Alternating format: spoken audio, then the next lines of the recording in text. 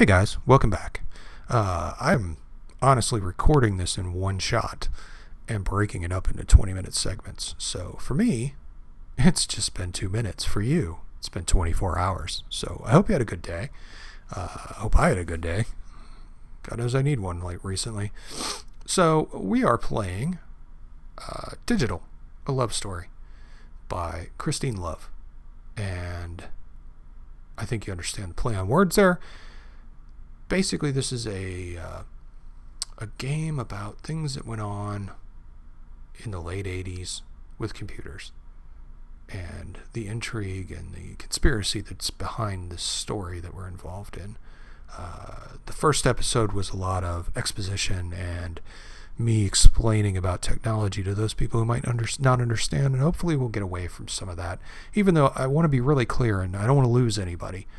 If you have interest in this game, and you probably should if you're one of my listeners, because it's one of the more unique story-driven games, I'm going to provide the link to the author's website, Christine Love, and a link to the download for the game, so you can check it out. But we are dialed into our BBS, but we haven't created accounts. We're going to log in. And we're going to type new because we're making a new account. And we're going to type password because this is the 80s and we don't know anything about password security. So we registered and we can check. Okay, more history. We have 3 options on this bulletin board. We can check the messages, which would be remember we talked yesterday about subreddits and how they would be all gathered up together by grouping, and that would be the theme of the board that you would be calling into. Like if you were looking at books, you would have a bulletin board system that was all about books, and they would have all of similar. It would be like taking all of the book subreddits and putting them on one place, and that being Reddit. So this one, I don't know what it has because it's not specific, but we can read the messages. So here's some messages, and we got a message about computer viruses from somebody named Blue Sky. So we can open that. And this is the first computer virus that appeared on ARPANET back in the 70s, called the Creeper. It traveled across every open system on the network, and it could connect to spawn copies of itself and dumped the phrase, "I'm the Creeper, catch me if you can," to the screen. Eventually, a program called the Reaper was designed to clear the infection. It worked in the exact same way, spreading like a virus across every available system on the network, self-replicated, and deleted the Creeper wherever it could be found. So, this game is a little unique in that we're interacting with other people who have been on the system and left these messages. So we're going to reply to this message, and this is where the game is a little bit obtuse, but we're generating a story. So we're reading a story, and we have certain choices that we make expand the story, but we don't get to specify what it is we're going to put in the message. So when we click reply, it's basically going to send a reply to Blue Sky that's basically our contribution to the story, but we don't get to write it. So we click reply, and we have replied. It disappears. And we've sent him a question, basically. Now, someone posted a poem. Amelia posted a poem. First poem. Here's her poem. "You wrote me a love letter, promising that every word is true, but I'm confused by the signature. So remind me, who are you? Is it any good? It's the first time I've ever written a poem before. So be brutally honest, please. I'd really like to understand poetry better." So here's the thing. I don't think you should want people to be brutally honest on your first attempt. That's kind of harsh. But again, we want to reply. So we can click reply. And we've sent her a reply. And basically we sent her our suggestion on what her poem is. And I hope we've taken into consideration it's her first attempt and been a little bit nice with her. So the BBS FAQ. FAQ is a frequently asked questions. Most people do know that, but it was very commonly used in BBS terms. It's not used so much anymore. What is BBS? Why, that's an awful dumb question. In case you couldn't tell, you're on one right now. A BBS is short for Bulletin Board System, where people come together online, post messages, share software, download text files, hold debates, and more. Like I said, it's a lot like Reddit. So we're going to reply to this. And then we're going to see if we can send new private messages downloaded. So we got private messages.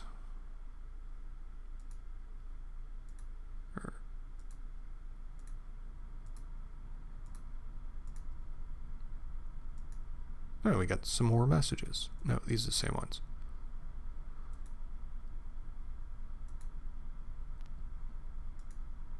Okay, so we're going to disconnect.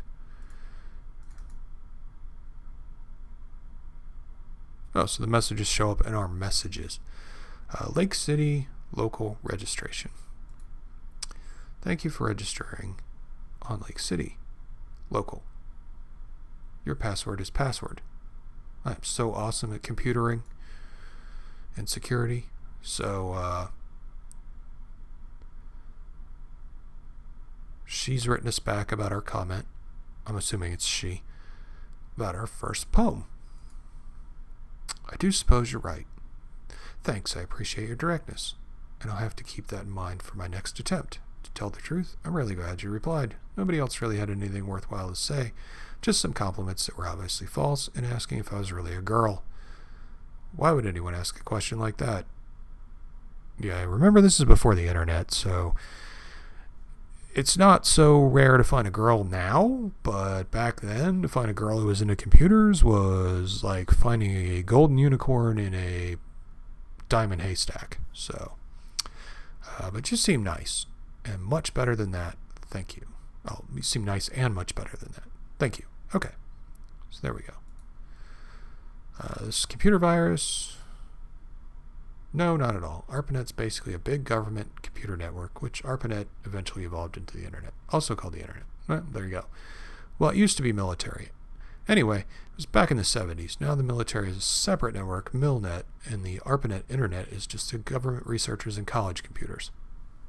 So basically, the internet history is something, if you're not really familiar with it, that you might want to look into, because it's actually pretty fascinating how it came to be. I remember back in the late 80s, early 90s, dialing into university and using their internet connection to get out and play text-based games called MUDs. But that was pretty much it. Everything on the internet was text-based when I started using it, and I'm really showing my age here. But you could connect to other colleges, and that's pretty much what was on there. It's not like it is today, where you could connect to businesses and things didn't have web pages because web pages didn't exist. I think it was about 4 or 5 years later, after I started using the internet, that you could actually see web pages and things like that, and finding an internet provider was actually a very complicated process. So, I'm not going to go into that. That's not what this is about. Anyway, continuing with our message. Right now, it's just a couple hundred nodes, maybe a few thousand people accessing it in total, but it's growing way faster than most give it credit for. Especially now it's opening to commerce. By 1998, there'll be probably thousands of computers on it. It's pretty neat stuff, really. So, there's going to be thousands of computers on the internet. So that'd be nice. Won't it? I don't think we replied to her message, but we're going to reply to Blue Sky. And then we're going to go back in here and we're going to reply to this. So, open history. It's funny that you ask. I actually am interested in putting together an open history of online computer use starting from the 70s up until today. Right now I have bits and pieces of it completed, but unfortunately it's not all collected in one place at the moment. Publication? It's certainly a possibility. So we're going to reply to that too. And then we're going to close it. And then I'm not sure what we're supposed to do. Maybe we'll dial back into the bulletin board. See, what would happen a lot of times in these bulletin boards is you would download your messages, and then you would sign off so that someone else could sign on and you weren't tying up the line. And then you could read through your messages offline, reply to them, dial back in, and send them. And eventually it evolved to the point where you could, your messaging program would dial in, pick them up, hang up, and you could read them later, and then you could schedule a time to upload your responses. So we're going to call back, because this is the only bulletin board system we know. That brings back memories. Lots of memories. New private messages downloaded. I guess we can we read them? Yeah, we can read them on here. Or I guess we can read them in our messages here. Oh, no, we can't. Okay, a new message from Amelia. Oh, I know exactly what you mean. I really do feel the same way all the time. A lot of hackers have this very strong sense of self-identity, and they're very envious of that. I'm very envious of that. They're certain of things, and I've learned very quickly not to be certain of anything. But I wish I could be. Does that make sense to you? We're going to reply. And then we're going to dial back in, because I was not sure if it downloaded him into our message reader or not. I'm going to remember that number.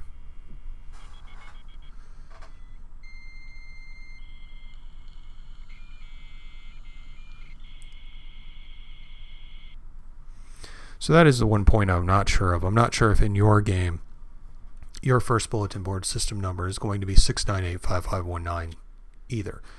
So it may be, it may not be. New private messages downloaded. So we're not downloading them. BBS Fact 2.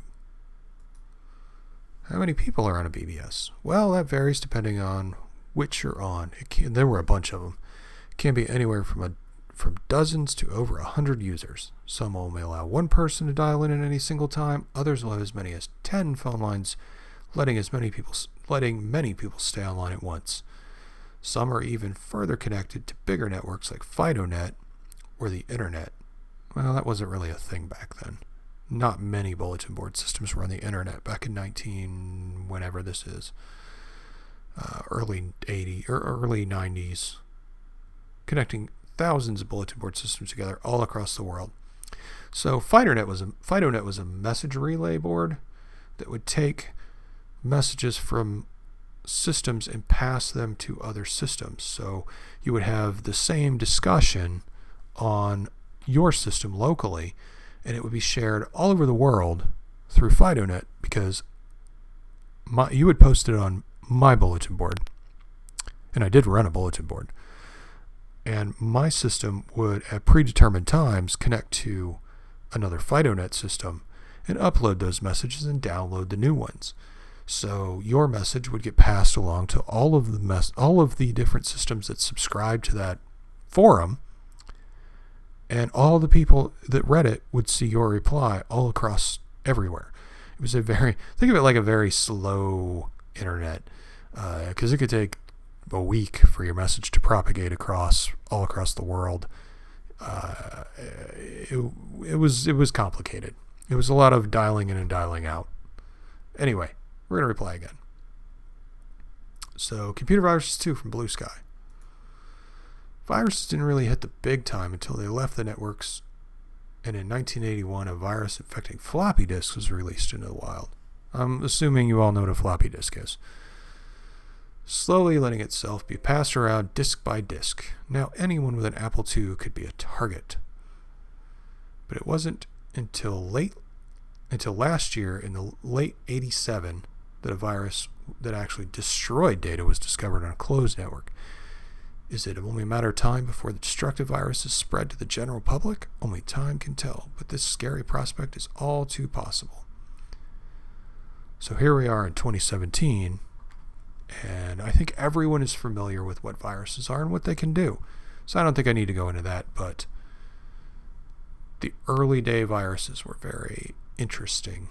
It was like primitive man, but it was a primitive virus, and it's evolved into other things. It's a fascinating life cycle of the computer virus. But we're going to reply, because we'll continue this conversation.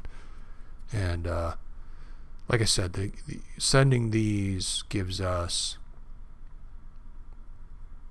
more conversation choices, so it's to our benefit to reply to them. Regarding lack of downloads, Lake City Local isn't really about wares or hacking or any other illegal stuff. The sysop here doesn't really want anything to get himself arrested or anything. You could always check out the Matrix. That's where I go anyway. So we're going to write down that number. So we are taking down 220-7683. 220-7683. And we're going to reply. So this is a distinction with bulletin boards. There were a number of legal bulletin boards that did general things like talk about books and dating sites and things like that. And there was an entire underground network of bulletin board systems that did things that were less than legal. So you could think of it something like, let's take recipes, for example. So like allrecipes.com. Pretty much they just have recipes and people talk about cooking. And then there's also a bulletin board system that would be similar to the Pirate Bay or one of the torrent sites, but it has nothing to do with torrents. But it would be that same level of legality. You would dial in, you would be verified, you'd have to have references, and then you could get on these systems and download viruses. You could download all kinds of other things. I'm not going to go into what was on there, but let's just say it's the dark side of bulletin board systems. So there was the normal side that you could see and do things that were normal, like recipes and books and movies and all kinds of other things. And then there was another side that didn't really focus on that so much. They focused on the more illegal things that you could do. So I have a feeling that's where we're going to go, because that's where the story's taking us. So click on reply. The next generation. What's up with this load of crap? I don't even know where to begin. The ball guy's just terrible, plain and simple. Come on, all I'm saying is a real captain would have just hit the omnipotent guy the moment he stepped foot on his bridge instead of trying to talk it out. This is the military, for crying out loud. Maybe it could be that good if he only got rid of that dumb kid on the bridge and learned to start solving problems by punching them in the face, then in the gut, and then hitting them over the back with both hands. So for all those non-Trekkies out there, this is very heavy Star Trek. Tiberius Kirk, bald guy, Picard, kid on the bridge, be Wesley Crusher. So, yeah, people were just as opinionated back then as they are now. But we're going to reply to this. I don't know what we're going to reply. Got a message from Amelia. Cryptic, I suppose so. I'm sorry. It's just that I'm in a very awkward position. It's sort of hard to talk about it. You'll have to forgive me for dancing around my problems, but it's just complicated. I'm sorry. Can you live with that? Yeah, sure. Why not? We can live with that. Okay. Oh, we got BBS Fact 3 from Orfeo. How does it actually work? Well, a BBS itself is a computer run by the almighty sysop, which stands for System Operator. It's connected to one or more phone lines. Didn't we read this already? It's connected to one or more phone lines, waiting on calls. Then when a user dials in, they log into the BBS software. They leave messages either to the public, echo, or sent privately. So public echoes were basically forums or subreddits.